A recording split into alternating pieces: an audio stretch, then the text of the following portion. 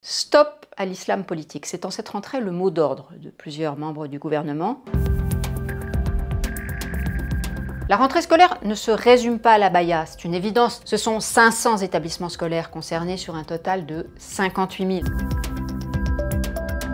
Alors les opposants à l'interdiction dénoncent une obsession sur le sujet. Ils répètent que ce n'est pas l'alpha et l'oméga de l'éducation nationale, qu'il serait plus urgent de s'attaquer à la désaffection des profs pour le métier, à la baisse du niveau scolaire et à tous les vrais maux de l'école. Soit. Mais le coup d'arrêt était nécessaire. Les mêmes qui reprochent au ministre de l'Éducation son activisme sur l'abaya, répétaient avant l'été que proviseurs et principaux avaient besoin de consignes claires, que l'État ne pouvait pas se défausser de ses responsabilités sur les chefs d'établissement.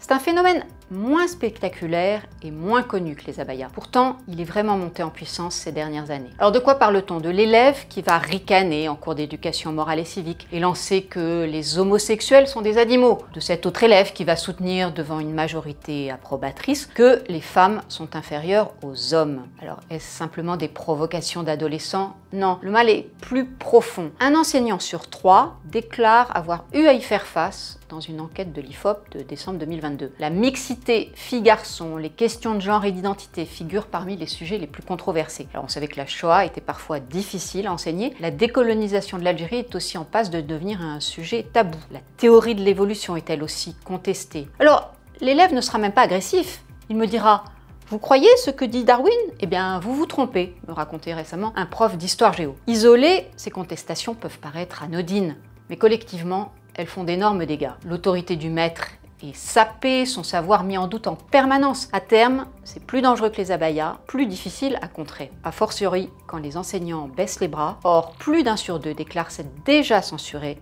pour éviter des incidents sur les questions de religion.